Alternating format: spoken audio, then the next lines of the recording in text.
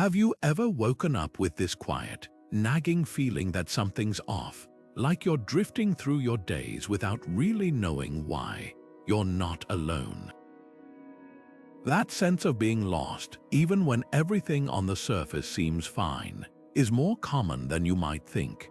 But here's the surprising truth. Stoicism, an ancient philosophy practiced by emperors and thinkers like Marcus Aurelius, actually has a name for this feeling, and more importantly, a way to navigate it. Marcus once wrote, "You have power over your mind, not outside events. Realize this, and you will find strength." That's the key. What if the root of that aimless feeling isn't about your circumstances at all, but about how you're interpreting them? Stoicism teaches us that much of our suffering comes from mistaking our perceptions for reality. When we feel adrift, it's often because we've handed over the reins of our happiness to things we can't control: external validation, unpredictable outcomes, or the endless chase for more. But the Stoics didn't just identify this problem, they offered a lifeline. They called it the dichotomy of control, a simple yet profound idea. Some things are up to us and some things aren't, the peace you're searching for. It starts with understanding that difference. This video is about uncovering why that quiet sense of being lost creeps in, and how Stoicism gives us the tools to name it, face it, and ultimately rise above it. We'll explore how ancient wisdom applies to the very modern struggle of feeling untethered, and how you can use these principles to reclaim your sense of direction. Because here's the hopeful part: you're not as lost as you think. You're just missing the map, and by the end of this, you'll have it in your hands. Think about how many times you've meticulously planned your day, only for something small: a traffic jam, a cancelled meeting, a last-minute request to throw everything off. That frustration you feel, it's not just about the disruption. It's about the gap between what you thought you controlled and what you actually do. Modern life sells us this illusion that if we just plan well enough, work hard enough, or worry enough, we can steer every outcome. But here's what Epictetus, the Stoic philosopher who was born a slave and still found freedom, knew 2,000 years ago: some things are within our power while others are not. The moment we confuse the two, we set ourselves up for that gnawing sense of being lost. Take something as common as losing a job. You might pour your energy into blaming the economy, your boss, or even yourself, as if you could have single-handedly prevented it. But the Stoics would ask a different question. What part of this was ever truly yours to control? Your effort, yes. Your attitude, absolutely. But the final decision? The market, those were never in your hands. The suffering comes from clinging to the illusion that they were. This is where the dichotomy of control isn't just philosophy, it's liberation. Your happiness doesn't depend on whether everything goes according to plan. It depends on where you place your attention. Are you fixated on the external chaos, or are you nurturing what's unshakable within you? The next time you feel untethered, pause and ask, is this thing I'm upset about something I can actually change? If not, your power lies in how you respond, not in trying to force the world to bend. That shift in focus, that's the map out of feeling lost. Imagine standing at a crossroads where every path looks uncertain, no clear signs, no guarantees. That's how life often feels when we resist what's happening to us. But Stoicism offers a radical alternative: amor fati, a Latin phrase meaning love of fate. It's not about passive resignation, it's about active acceptance. Nietzsche, who was deeply influenced by Stoic thought, put it this way: my formula for greatness in a human being is amor fati, that one wants nothing to be different, not forward, not backward, not in all eternity. In other words, true freedom comes when you stop fighting reality and start finding meaning in it. Think of amor fati as mental alchemy, the art of turning setbacks into fuel. Seneca, who faced exile, financial ruin, and betrayal, wrote, "The wise man will turn every obstacle into an opportunity." Picture someone who loses their job unexpectedly. The default reaction might be panic or self-doubt, but with Amor Fati, that same person might ask, what does this make possible? Maybe it's the push they needed to start that business, learn a new skill, or finally prioritize their well-being. The obstacle didn't change, their perspective did. This is where clarity emerges from chaos. When you stop resisting life's twists, you start seeing them as part of a larger narrative, one you're actively shaping. Reflect for a moment. When was the last time you faced a challenge you fought tooth and nail? How did that resistance feel? Now, recall a time you accepted something difficult, maybe even found a hidden gift in it. That shift, however subtle, is Amor Fati in action. It's the difference between feeling lost at sea and realizing you're the captain of your own ship, storms and all. Here's the paradox of seeking approval. The more you chase it, the emptier you feel. Marcus Aurelius, the philosopher emperor who ruled one of history's greatest empires, wrote in his private journal, "It never ceases to amaze me. We all love ourselves more than other people, but care more about their opinion than our own." That's the trap. We're wired to crave validation, likes, praise, promotions, as if they're proof we're on the right track. But Stoicism flips that script. It asks, what if the reason you feel lost isn't because you're failing, but because you've outsourced your compass?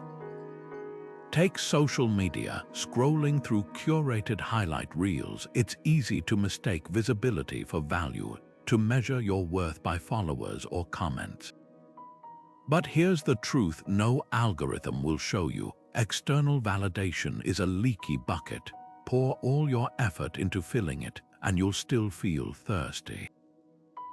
The Stoics called this prosoph, the practice of attention. Where are you placing yours, on others' reactions or on your own principles? This isn't about rejecting feedback or living in a bubble. It's about recognizing the difference between learning from others and depending on them for your self-esteem. Seneca put it bluntly, if you live in harmony with nature, you will never be poor. If you live according to others' opinions, you will never be rich. Wealth, in the Stoic sense, isn't about accumulation, it's about sovereignty over your inner world. So here's a challenge. Pick one area where you habitually look outside for reassurance. Maybe it's your work, your appearance, or even your hobbies. Now ask, what would change if I judged this by my own standards? Not the applause, not the metrics, just the quiet certainty that you're acting with integrity. That shift from seeking permission to owning your choices is where the feeling of being lost starts to fade. Because when you stop waiting for others to validate your path, you realize you've been holding the map all along. We've all been there, working late for that promotion, chasing the newest gadget, or obsessing over how we stack up against others. But here's the uncomfortable question. What if the things we're pouring our energy into aren't just fleeting, they're actively distracting us from what truly matters? The Stoics had a term for this, preferred indifference. These are things like money, reputation, or comfort, externals that might be nice to have but aren't essential to a good life. Epictetus, who lived in a world as obsessed with status as ours, put it bluntly, wealth consists not in having great possessions, but in having few wants. That's the irony. The more we chase these indifferents, the more they can hollow us out, leaving us feeling emptier than before. Think about how ancient Rome's elite flaunted their wealth, lavish banquets, sprawling villas, armies of slaves.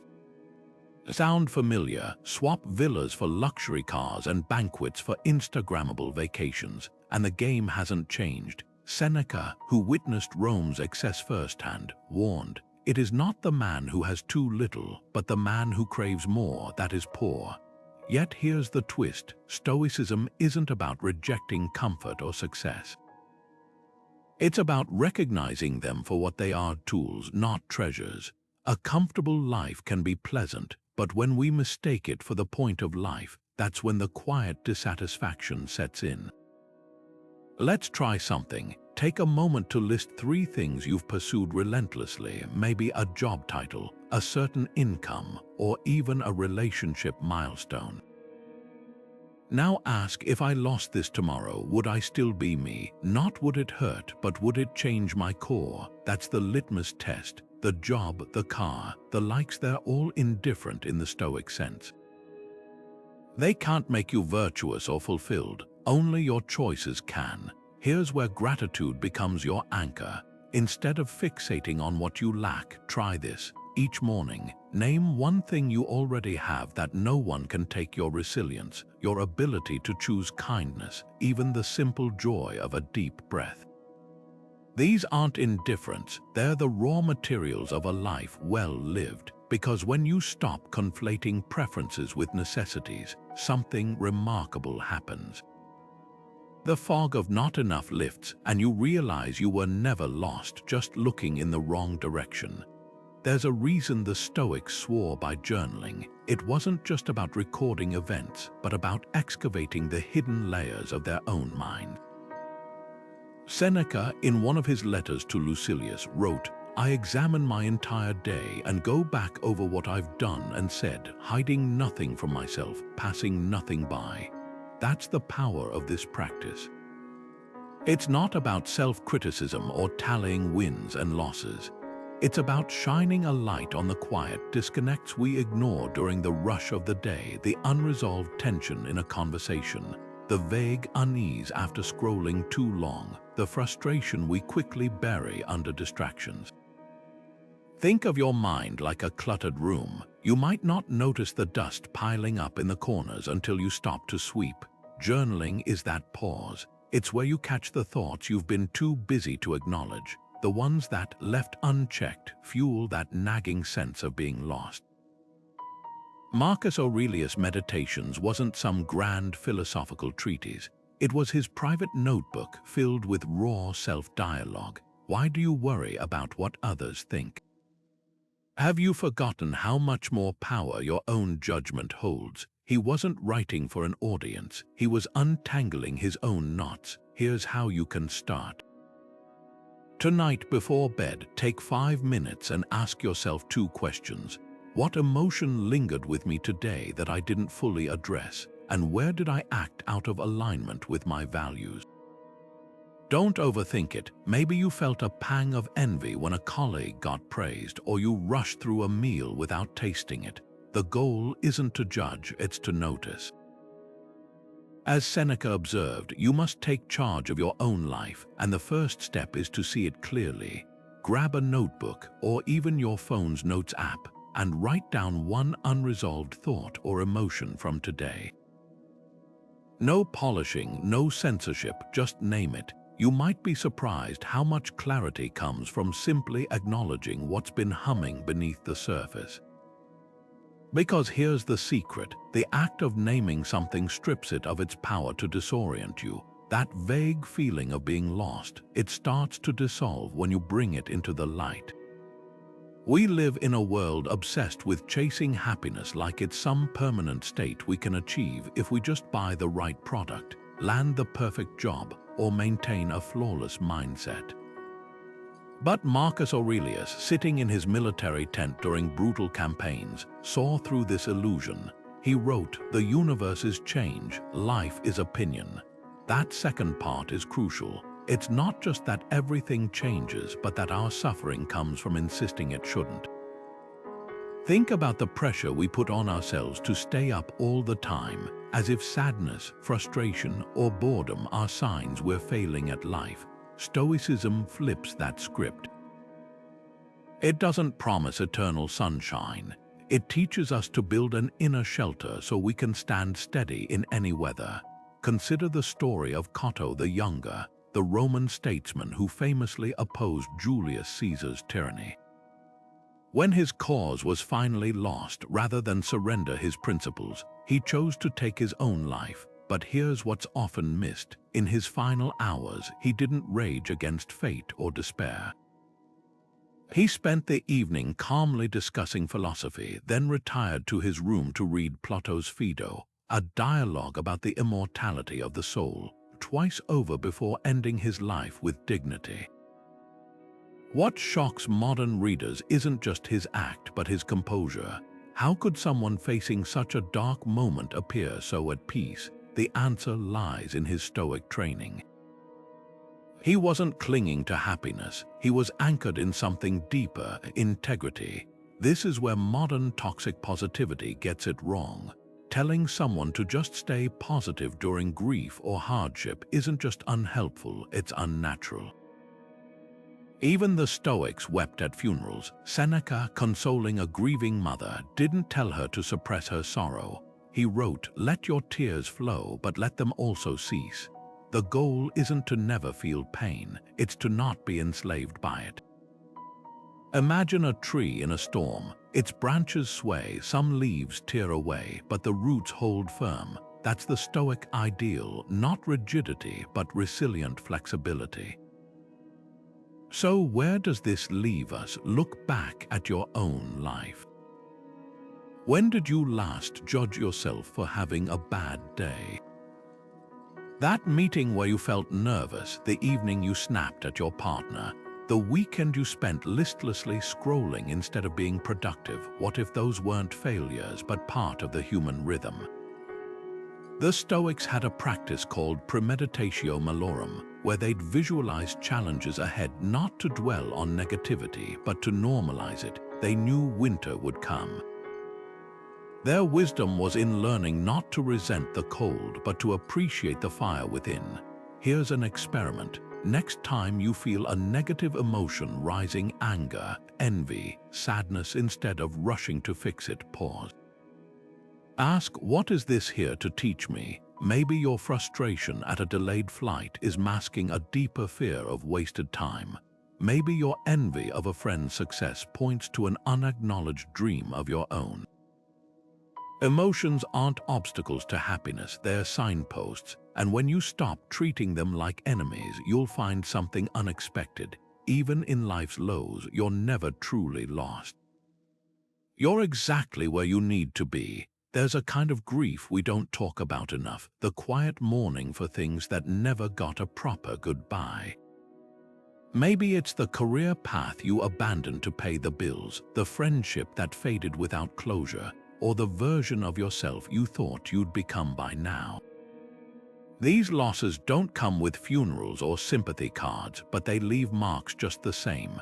Seneca, who knew grief intimately, having lost his only son and later his own life by Nero's order, wrote, "Let tears flow, but let them also cease. Let sighs be deep, but let them also end." Notice what he's not saying. He's not telling you to get over it or stay strong.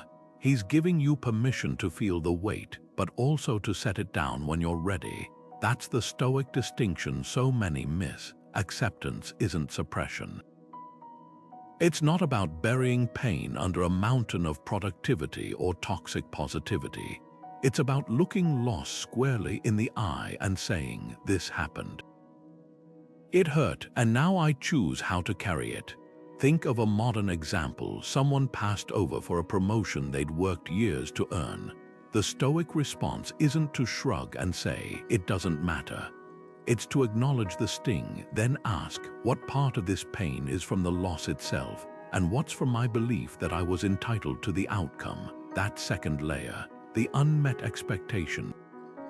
Where the real work begins, here's where we often get stuck. We treat grief like a locked box we're afraid to open, worried the contents will overwhelm us.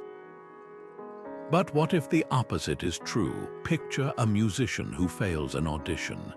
If they swallow that disappointment without examining it, it might morph into a quiet resentment toward the judges, the industry, even their own talent. But if they sit with it, they might uncover something raw but useful. Was I truly prepared? Did I want this for the right reasons? What does this free me to pursue now? The grief doesn't disappear, but it becomes compost for growth. So let's try this. Pause for a moment and ask yourself, what's one loss I haven't fully named? Not the obvious ones, the breakups, the deaths, but the subtler farewells.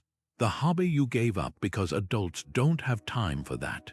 The cross-country move that left you homesick for a place that no longer exists. Even the small griefs matter because unprocessed, they pile up like invisible stones in your pockets, weighing you down without you realizing why. Naming them isn't about dwelling. It's about reclaiming the power they've quietly held over you. Write it down, just one, and then try Seneca's approach. Let yourself feel it, fully but briefly, like a wave crashing and receding. Because here's the paradox: the more courageously you face what you've lost, the less lost you feel. The map isn't just about where you're going, it's about knowing where you've been. Walk into any grocery store, and you're greeted with an entire aisle dedicated to toothpaste whitening, sensitivity relief, charcoal infused, or natural versions with packaging that promises to save the planet. It's a trivial example, but it points to something deeper. We're drowning in choices, and instead of feeling liberated, many of us feel paralyzed. Epictetus, the Stoic philosopher who owned nothing but a wooden cup until he saw a child drinking from their hands and threw even that away, wrote, "Freedom is secured not by the fulfilling of desires, but by the removal of desire." That might sound extreme, but there's profound wisdom in it. When every decision, from what to eat for breakfast to which career path to pursue, comes with endless permutations, we exhaust our mental energy before we even get to what truly matters. Consider how different this is from the lives of the Stoics. Marcus Aurelius woke each morning to the same simple routine: reflection, then duty. Seneca pared down his possessions to avoid distraction. They weren't advocating for poverty or monotony, but for intentional limitation, the kind that creates space for clarity. Fast forward to today, where the average person makes 35,000 decisions daily, from swiping through dating apps to agonizing over Netflix options. Decision fatigue isn't just an inconvenience. It's a modern epidemic that erodes our ability to focus on what's meaningful.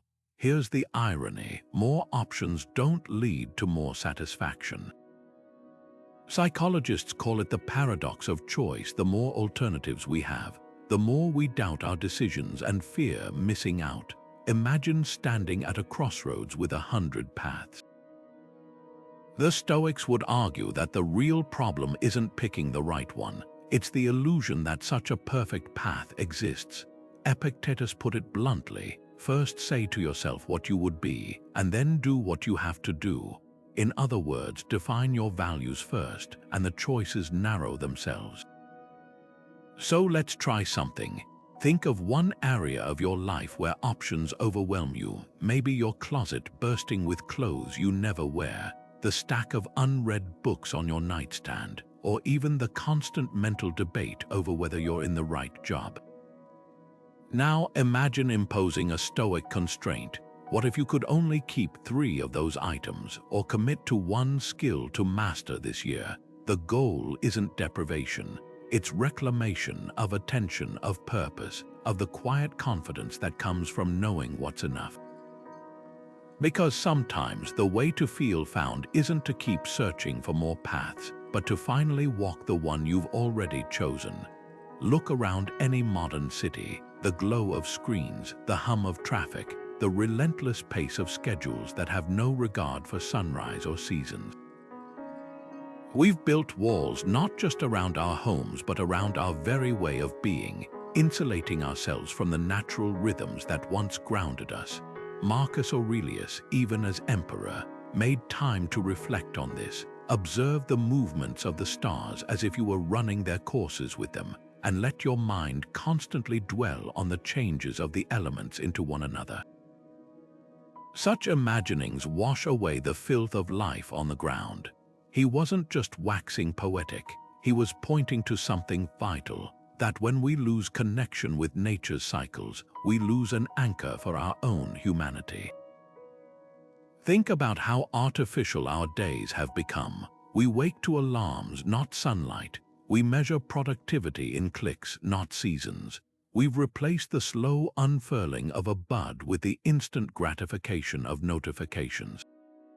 And here's the cost, that subtle but persistent feeling of being untethered, like a boat adrift in a sea of concrete. Studies now show what the Stoics knew intuitively, that time in nature lowers cortisol, sharpens focus, and restores a sense of time that isn't dictated by deadlines. But it's deeper than stress relief. Nature doesn't just calm us, it reorients us. A tree doesn't agonize over growth, it simply reaches for the light. A river doesn't resist changing course, it flows around obstacles. There's wisdom in that, so let's start small. Tonight, or better yet, right after this video, step outside for just 10 minutes. Leave your phone inside. Notice how the air feels on your skin, cool or warm, damp or dry. Watch how shadows shift with the wind, or how birds move in patterns that have nothing to do with human hurry. This isn't about getting back to nature in some grand, romanticized way. It's about remembering that you too are part of an ecosystem, one that thrives on rhythms older than Wi-Fi. Marcus wrote his meditations not in a palace but on military campaigns under open skies. He knew to feel lost is often to forget where you are. The remedy isn't always a bold life change. Sometimes it's as simple as letting your pulse sync, even briefly, with the world's oldest heartbeat. How often do you catch yourself physically in one place while mentally living somewhere else, rehashing an old argument, rehearsing a future conversation, or scrolling mindlessly as life happens around you? Seneca saw this trap 2,000 years ago when he wrote, "You are living as if destined to live forever. Your own frailty never occurs to you. You waste time as if you drew from a full and abundant supply, though all the while that very day you're spending on someone or something may be your last." That's the irony. We feel lost not because life is empty, but because we're rarely fully here. Experience it. The past is a ghost, the future a mirage. The only moment you can ever truly inhabit is the one slipping through your fingers right now. The Stoics had a radical solution. Treat time as your most precious currency. Imagine holding a handful of sand. Squeeze too tight and it spills faster. Open your palm and the grains still slip away, but at least you feel their texture.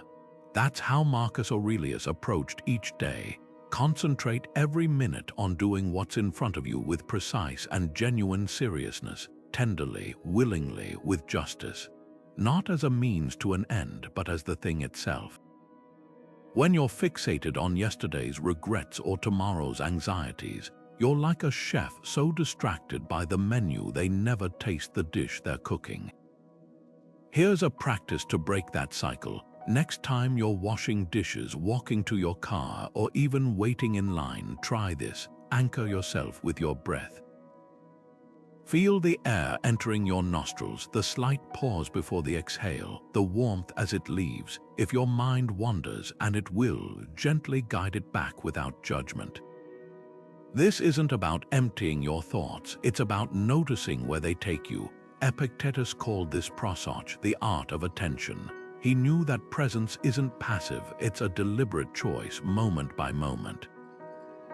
Now look around. What's one detail you've missed today? The way light filters through your window in the afternoon, the sound of your own footsteps, the weight of your body in the chair.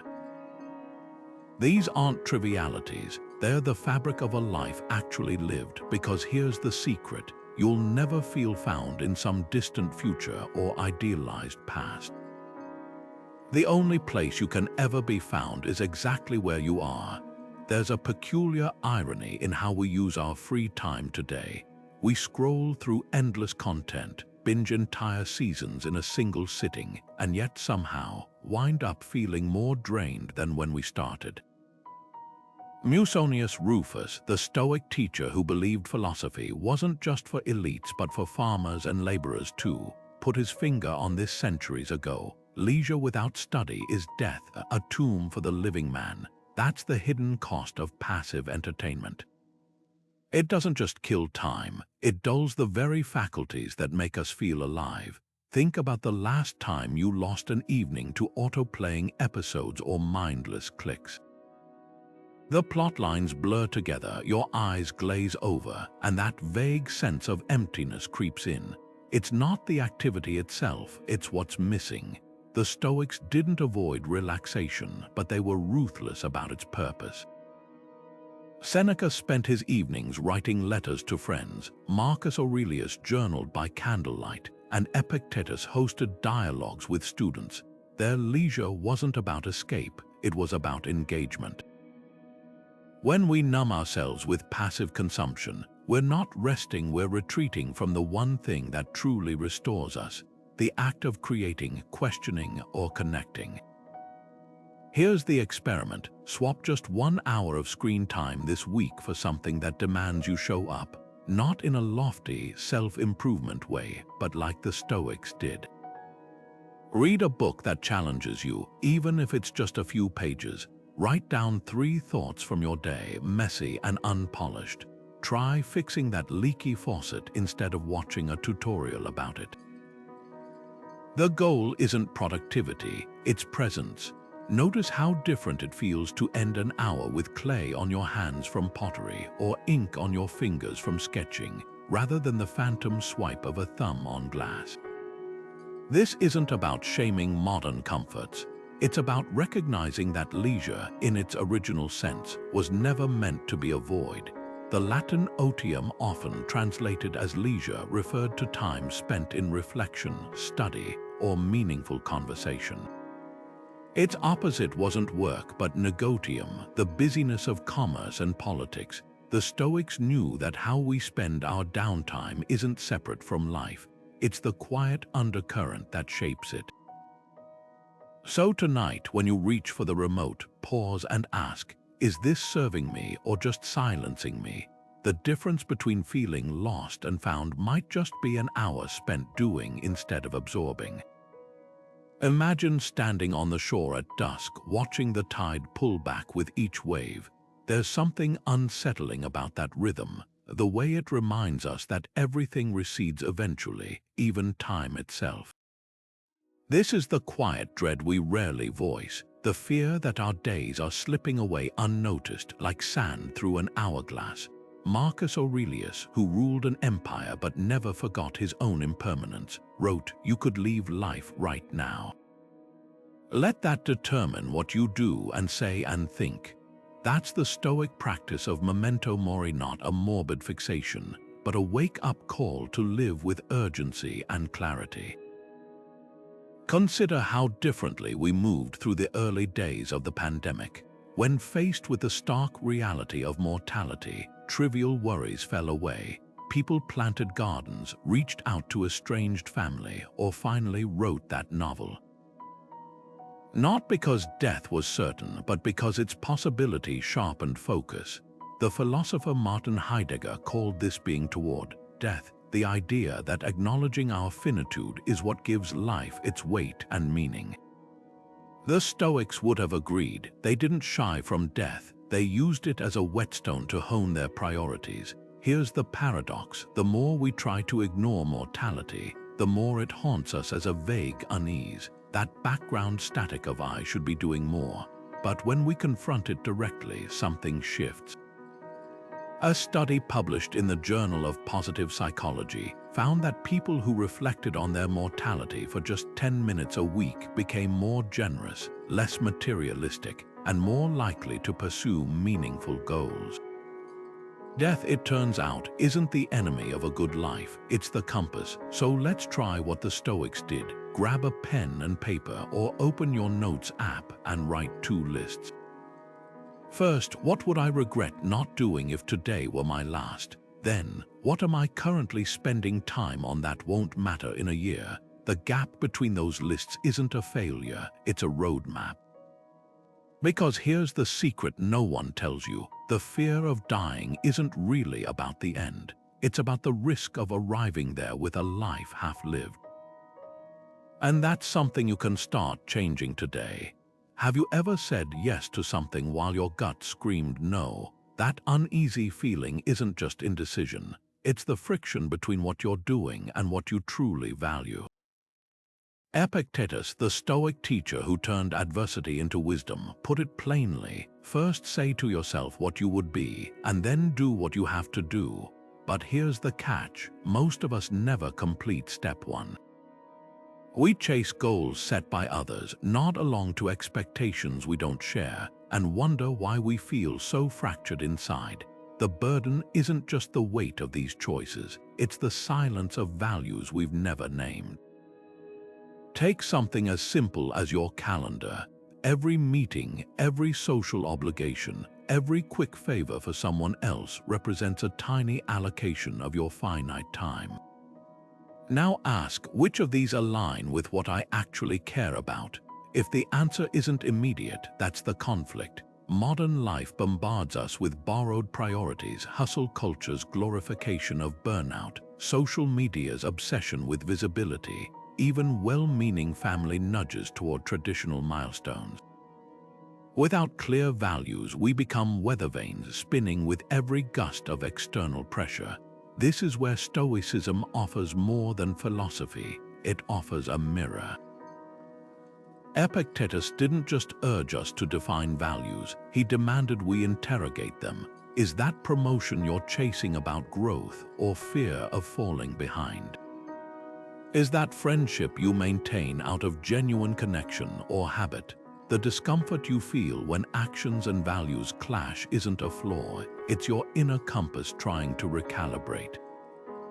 Here's how to start. Grab paper and define 3 core values in one word each. Not aspirational ideals, but the non-negotiables that make you feel whole. For Marcus Aurelius, it might have been duty, reason, and integrity. For you, it could be creativity, fairness, or curiosity. Then tonight, review your day and pinpoint one moment that subtly betrayed those values. Maybe you laughed at a joke that crossed a line, fairness, skipped your morning walk, health, or stayed silent when you had something meaningful to say, authenticity. Don't judge, just notice, because here's the truth. Every time you ignore that quiet misalignment, you dim a part of yourself. But each time you honor it, even in small ways, you rebuild something the Stoics called eudaimonia, not happiness as fleeting emotion, but the profound satisfaction of living as your truest self. The next time your gut whispers this isn't you, pause. That's not confusion speaking, it's clarity fighting to be heard. There's a quiet thief that slips into our thoughts when we least expect it, one that steals joy not through dramatic heists but through constant, corrosive comparison. You know the script: scrolling past a colleague's promotion post while you're stuck in traffic, or noticing how effortlessly someone else seems to balance work and family while your own life feels like a house of cards. Seneca saw this 2,000 years ago when he warned, to be always giving the attention of the soul to others' good fortune. This is a kind of death. What makes comparison so toxic isn't just the envy it stirs, it's the way it tricks us into measuring our raw, unfiltered lives against someone else's highlight reel. Modern psychology calls this social comparison theory, the idea that we determine our own worth by stacking ourselves against others. But here's what the research reveals: whether we compare upward to those we perceive as better off or downward to those worse off, the outcome is the same: a hollowing out of our ability to experience life on its own terms. When you envy a friend's vacation photos, you're not just longing for a beach, you're unconsciously downgrading the value of your own ordinary moments. And when you take secret comfort in someone else's failure, you're not celebrating your own success, you're reinforcing the illusion that life is a zero-sum game.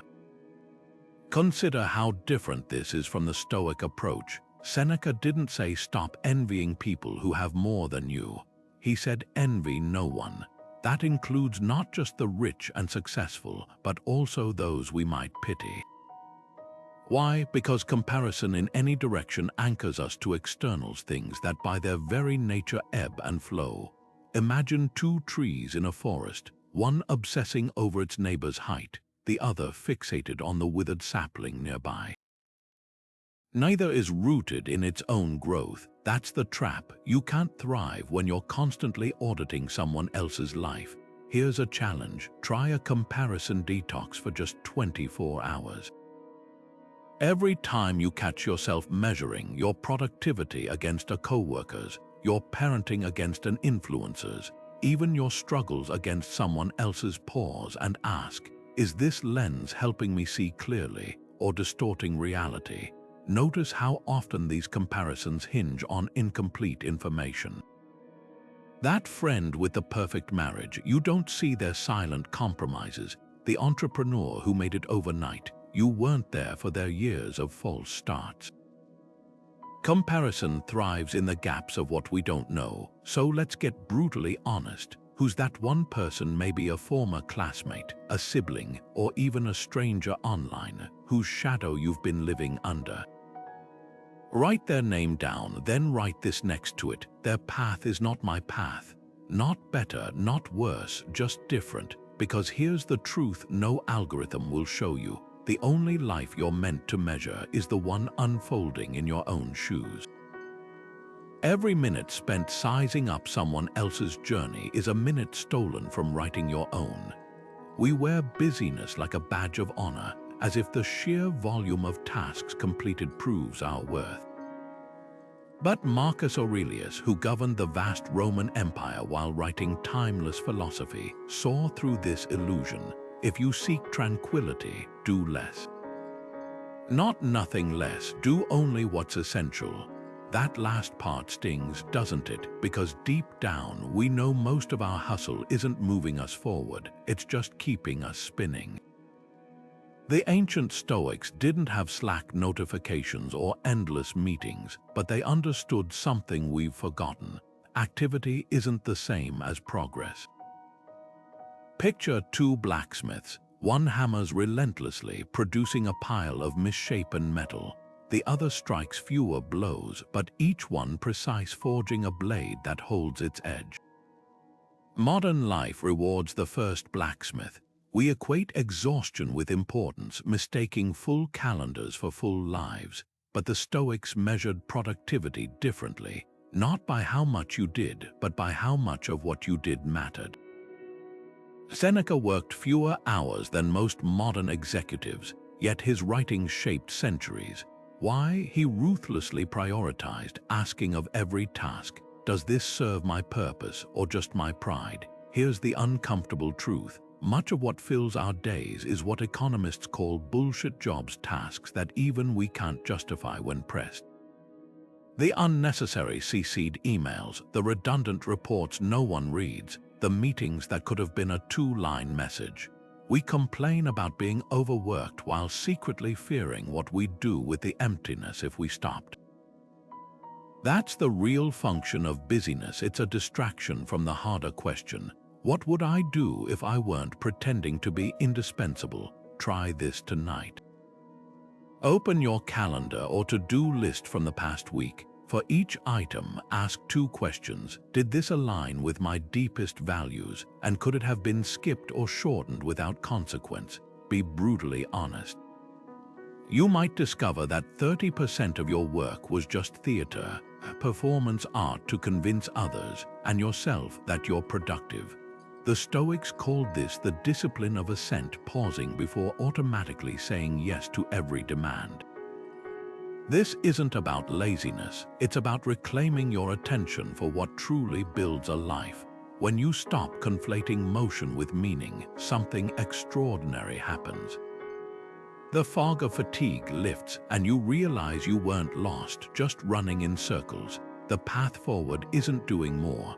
It's doing better, with the clarity of someone who knows why their hammer falls. We live in an age where boredom feels like a glitch, something to be fixed with another scroll, another click, another dopamine hit. But what if that itch for constant novelty isn't just harmless distraction? Seneca saw this 2,000 years ago when he wrote, "To be everywhere is to be nowhere." He wasn't talking about social media or binge watching, but about the restless souls of his time who raced from city to city, mistaking motion for meaning.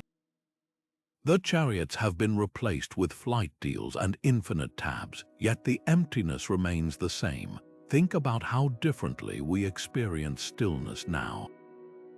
Ancient travelers undertook grueling journeys, weeks on dusty roads, storms at sea, only to arrive somewhere and stay. The pilgrimage wasn't just about the destination, it was about the transformation that came from enduring the journey. Contrast that with modern escapism, snapping photos for Instagram before the plane even lands, or scrolling through travel blogs while watching TV. We've conflated seeing with experiencing, and in doing so, we've diluted both. The irony, the more inputs we consume, the less any of them satisfy. Neuroscience backs this up. Our brains aren't wired for endless novelty, they thrive on depth. Each time we switch tabs, refresh feeds, or jump to the next trending video, we're not expanding our horizons, we're fragmenting our attention. Studies show that heavy multitaskers actually become worse at focusing, not better. Seneca's antidote was simple but radical: set aside certain days for stillness. Not laziness, but deliberate space to let thoughts settle like sediment in a glass of water. Here's the challenge: pick one day this week to go cold turkey on novelty. No new podcasts during your commute, no scrolling through reels while waiting in line, no jumping to the next article before finishing this one. Instead, revisit something old, a book you love but haven't opened in years, a playlist from a pivotal time in your life, even a route you used to walk but abandoned for shortcuts. Notice how your mind rebels at first, like a muscle unused to working this way. That discomfort, it's not boredom, it's the sound of your attention remembering how to dig deeper. Because here's the truth we avoid: stillness isn't empty. It's where the fragments of your life finally have room to connect. The next time you feel that restless urge to seek something new, pause. The richness you're searching for might not be ahead. It could be waiting in the quiet spaces you've been rushing past. There's a reason we feel unmoored when our routines collapse, when vacations leave us restless or work from home blurs the lines between day and night. Rituals aren't just habits, they're the invisible architecture that gives shape to our days. Epictetus, who trained his students like athletes preparing for the Olympics of life, put it bluntly: no great thing is created suddenly, any more than a bunch of grapes or a fig. If you tell me you desire a fig, I answer that there must be time. Let it first blossom, then bear fruit, then ripen. What he's describing isn't just patience, it's the transformative power of repetition. Without rituals, we're like sailors tossing their compass overboard, then wondering why the horizon looks the same in every direction. Consider how the Stoics bookended their days. Marcus Aurelius began each morning by reminding himself of the chaos he'd face, not to dread it, but to prepare. When you wake up in the morning, tell yourself, the people I deal with today will be meddling, ungrateful, arrogant, dishonest, jealous, and surly. This wasn't pessimism, it was mental inoculation. By naming the challenges ahead, he steeled himself to meet them with equanimity. At night, he'd revisit the day's events in his journal, asking, what did I do wrong? What did I do right? What duty was left undone? These weren't lofty philosophical exercises, they were pragmatic tools for staying grounded. Modern life has stripped away these anchors. We wake to the jolt of alarms, check emails before our feet hit the floor, and collapse into bed with screens still flickering. The result: a low-grade disorientation, as if we're perpetually jet-lagged from crossing time zones we didn't choose. Studies show that predictable routines reduce anxiety by giving the brain a sense of control, something the Stoics understood instinctively. Their rituals weren't about rigid schedules, they were about carving out sacred pauses in the chaos. Here's how to reclaim that. Start with one small ritual, something so simple it feels almost trivial. Try a tea meditation. Boil water mindfully. Inhale the steam. Feel the warmth seep into your palms before the first sip. No phones, no multitasking, just 5 minutes where the only task is to be. Or borrow Seneca's evening practice. Light a candle and ask, what did I teach today? What did I learn? The power isn't in the act itself, but in the space it creates, a daily reminder that you're not just passing through life, but shaping it, one deliberate moment at a time. Rituals work because they're collisions between intention and action. That first conscious breath in the morning, that moment of gratitude before a meal, these aren't interruptions to productivity. They're the quiet revolutions that remind us who we are.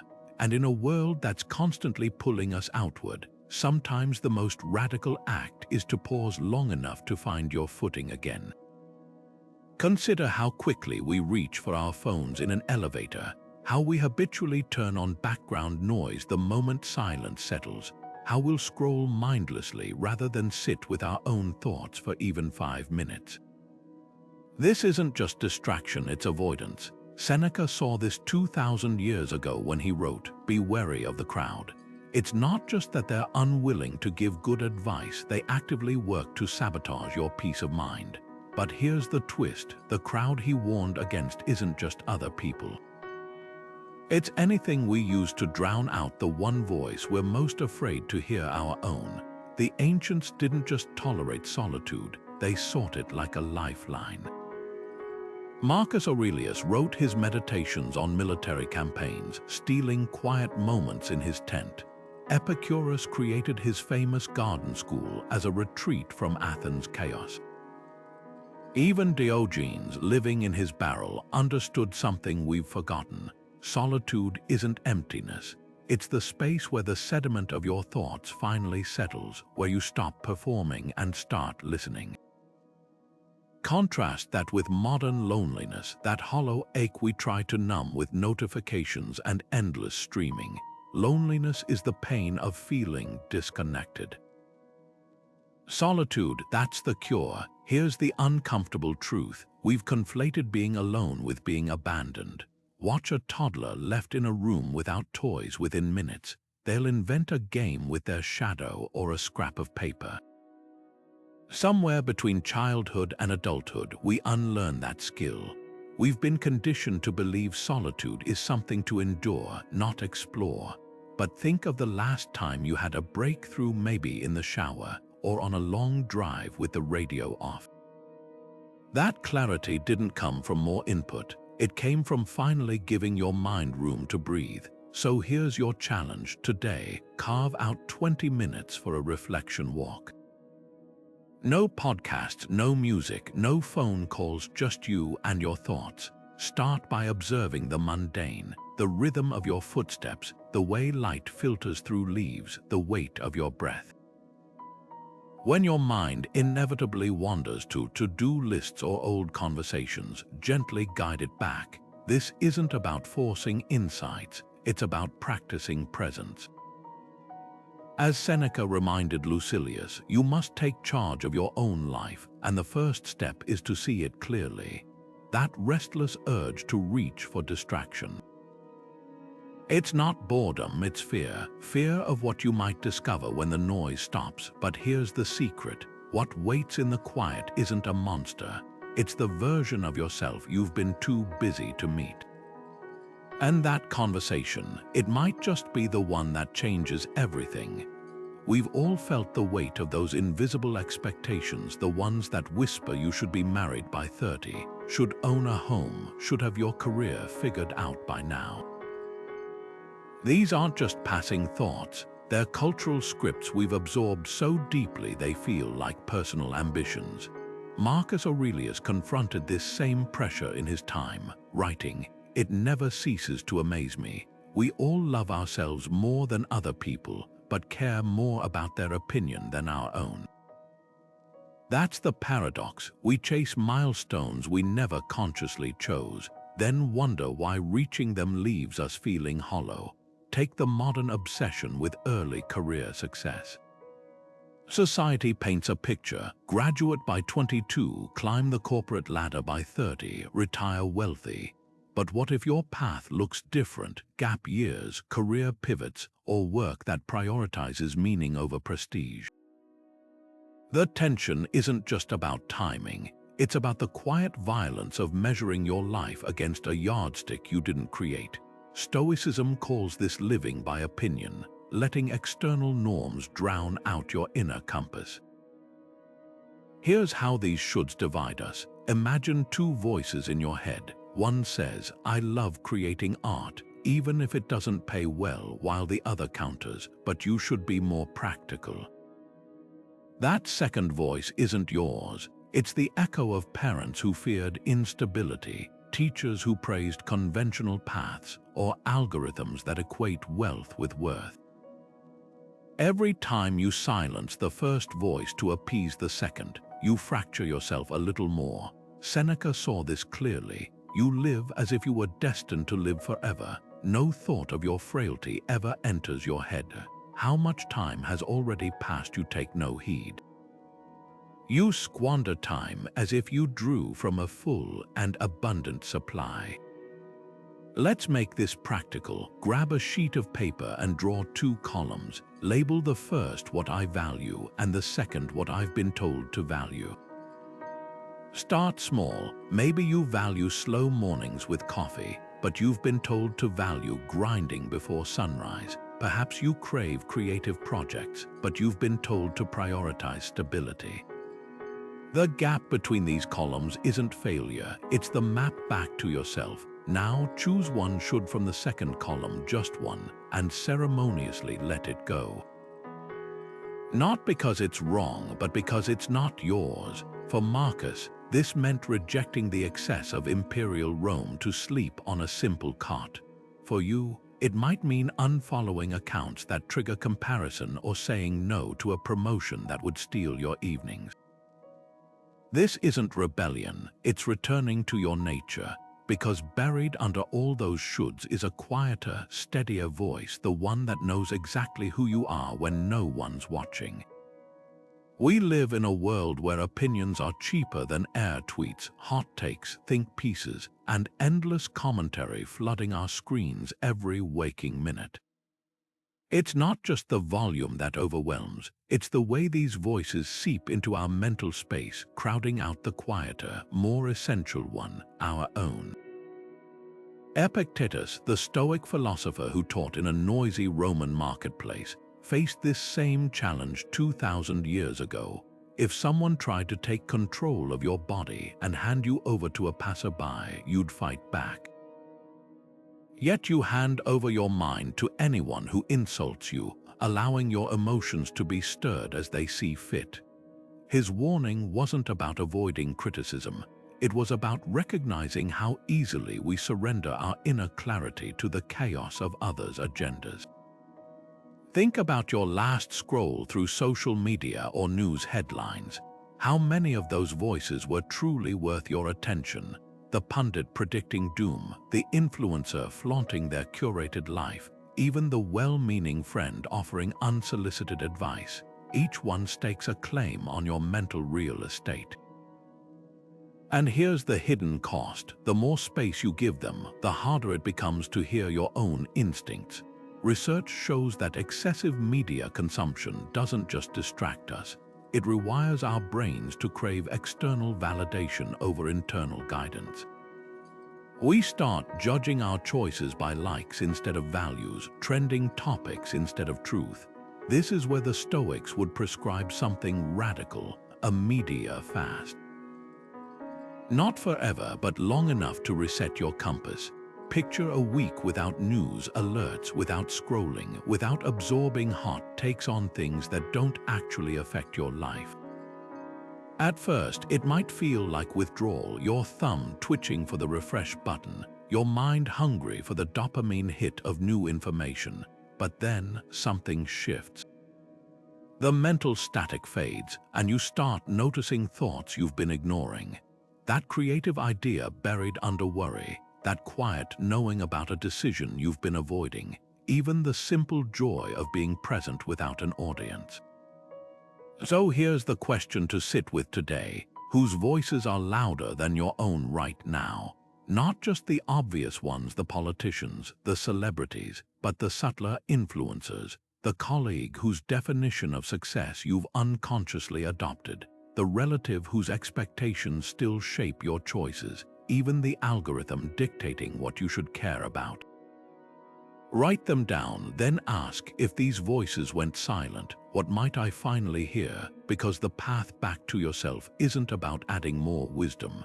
It's about clearing away the noise that's been drowning it out. There's a peculiar discomfort that comes with the first cool breeze of autumn, that subtle ache as summer's warmth fades, a silent protest against the inevitable turn of seasons. We do this with life too, clinging to relationships, jobs, even versions of ourselves that have outlived their purpose, as if permanence were possible. The Stoics borrowed a truth from Heraclitus: no man ever steps in the same river twice. The water has moved on, the man has changed, yet we keep trying to wade back into yesterday's currents, confused when the familiar feels foreign. That resistance to flux, it's the hidden root of so much modern disorientation.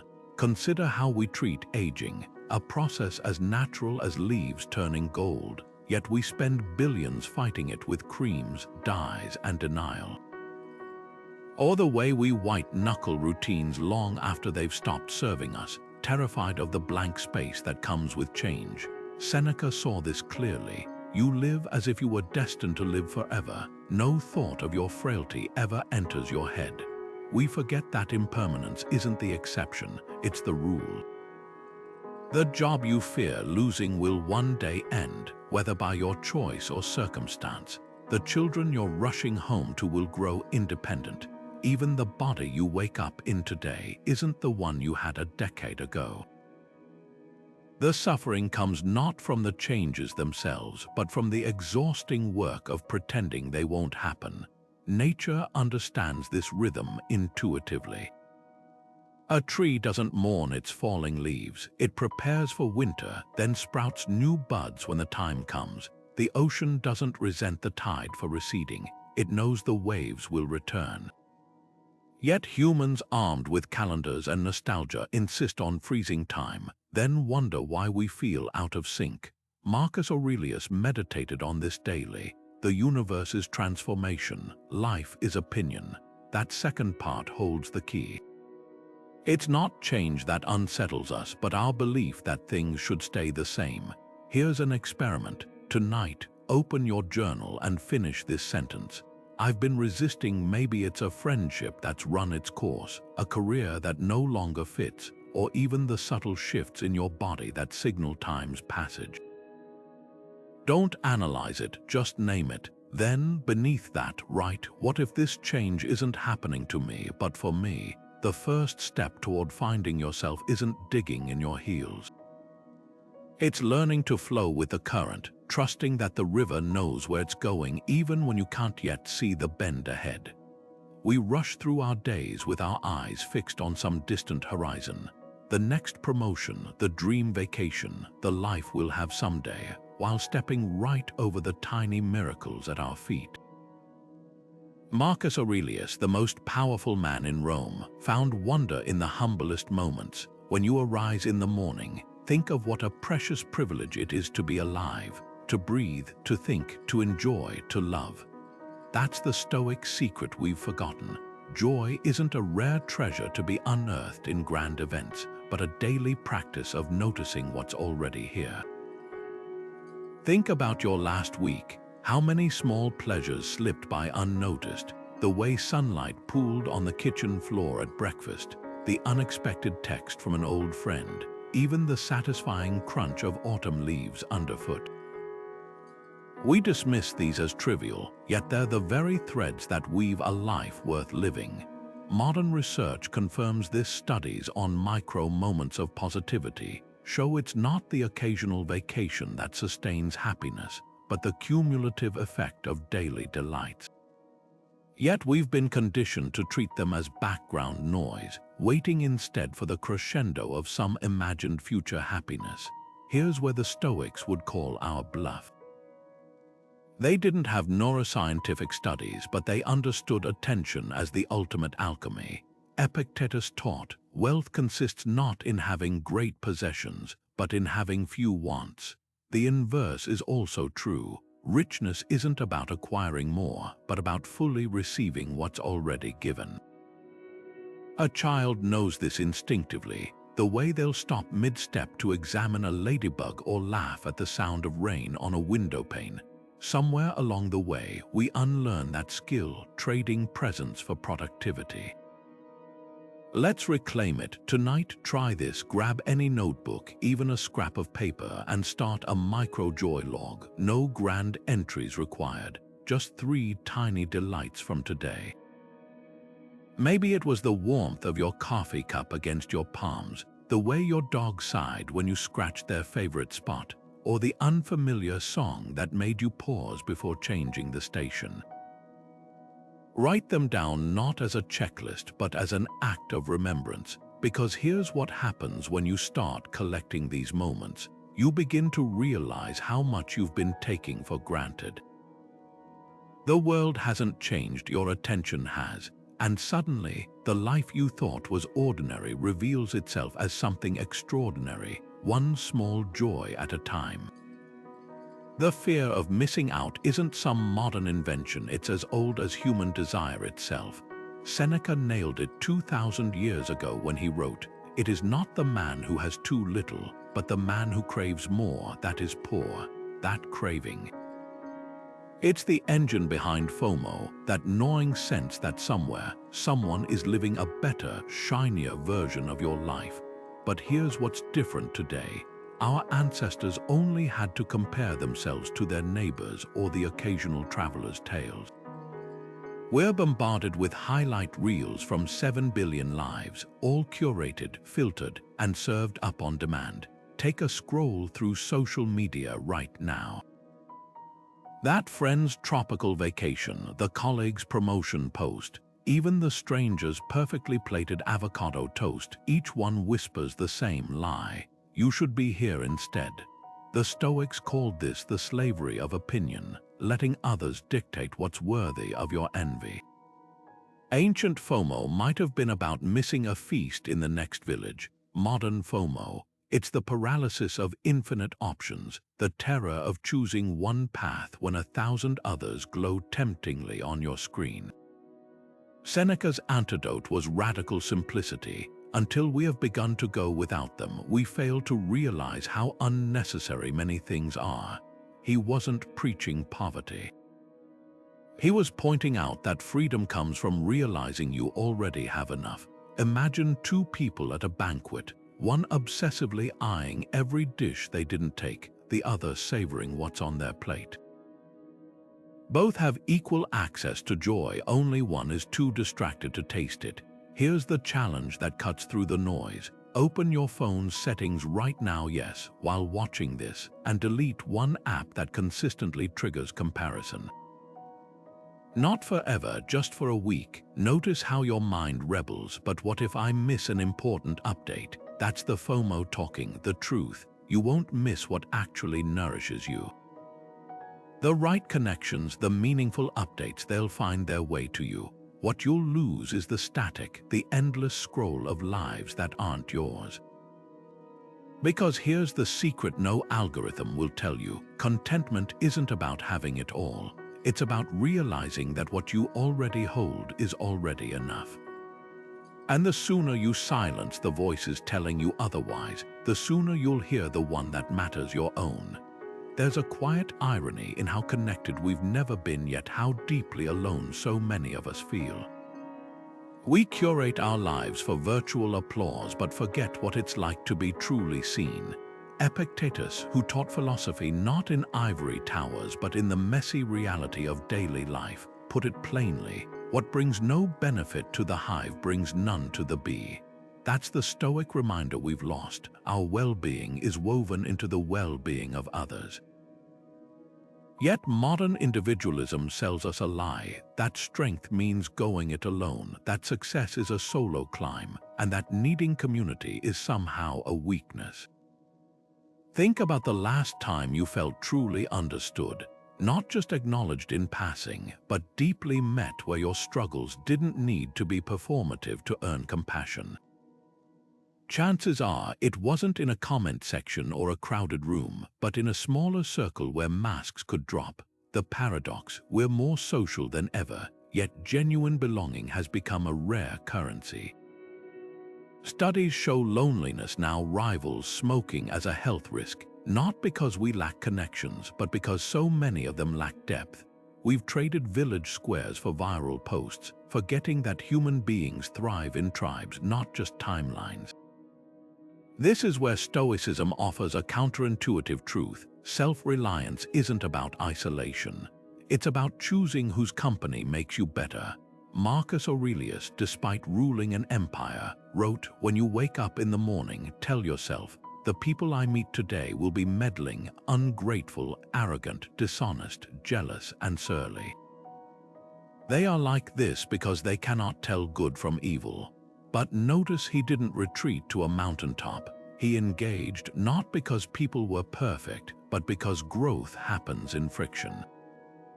The modern equivalent: surrounding yourself with those who don't just mirror your thoughts, but challenge them. So let's get practical. Who in your life reminds you of your best self? Not the flatterers who cheer every move, but the ones whose presence alone calls you higher.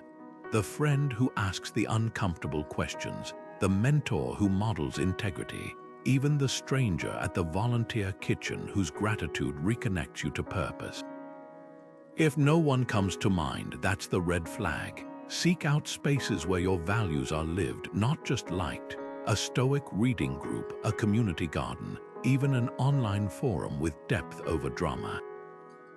Because here's the secret: the antidote to feeling lost isn't just inner work. It's remembering you're part of something larger. Bees don't survive alone, and neither do we. The hive isn't out there waiting. It's already here, asking only that you land. We rage against limits like a storm against the shore, our frustration swelling when reality refuses to bend to our will. That late night work email you resent but answer anyway, the social event you attend out of obligation, even the exhaustion you ignore to squeeze in just one more task. These aren't just moments of overextension.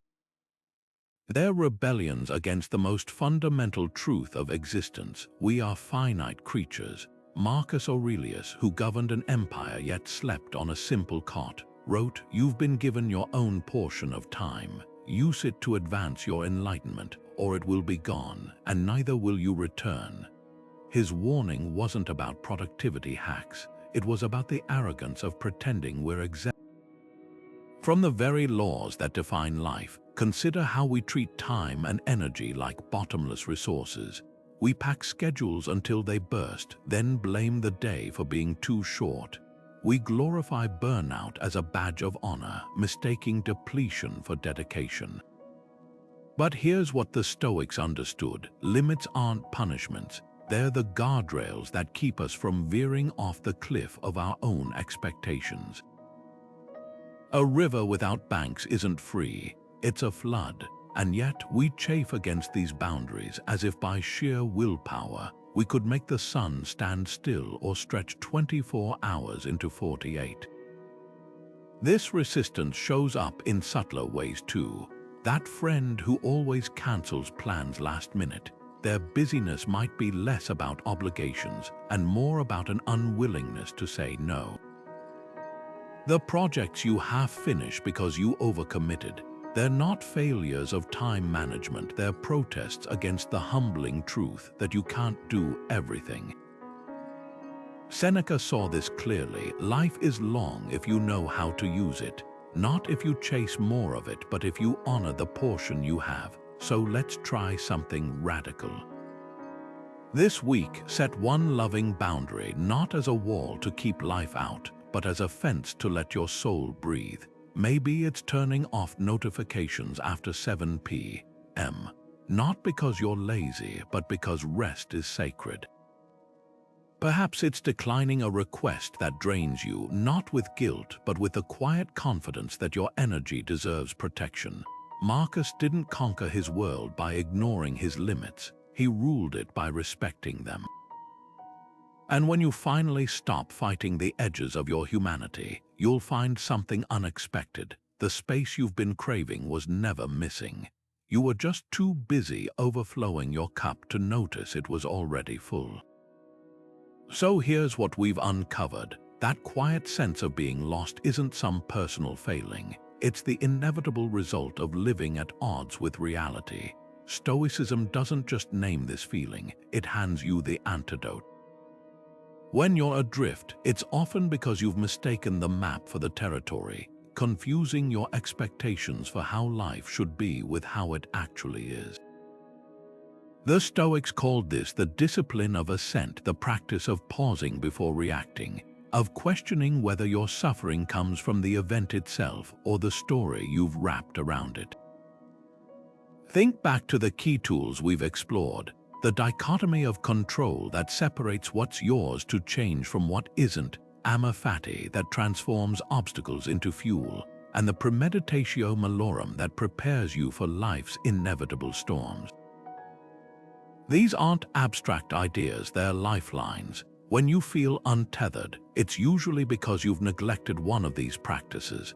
Maybe you've been pouring energy into things you can't control, resisting changes instead of adapting to them, or measuring your worth by standards you didn't choose. But here's the hopeful truth: you're never truly lost. You're just momentarily disconnected from your own agency. Epictetus, who began life as a slave and became one of history's wisest teachers, put it best: no man is free who is not master of himself. That mastery starts with a single choice, one deliberate action to reclaim your footing. Tonight, try this. Light a candle and write down one Stoic principle that resonated most. Maybe it's journaling like Marcus Aurelius, setting a loving boundary to honor your limits, or spending 20 minutes in purposeful solitude. Then do it not as a test, but as an offering to your future self, because the path back to yourself isn't found in grand gestures. It's built in these small, consistent returns to what matters. In the comments, tell me which insight landed most powerfully for you. Was it the liberation of letting go of others' opinions, the relief of embracing impermanence, or something else entirely? Your answer might just light the way for someone else feeling adrift. Remember, the map was never outside you. It's always been written in your own breath, your choices, and the quiet courage to begin where you are.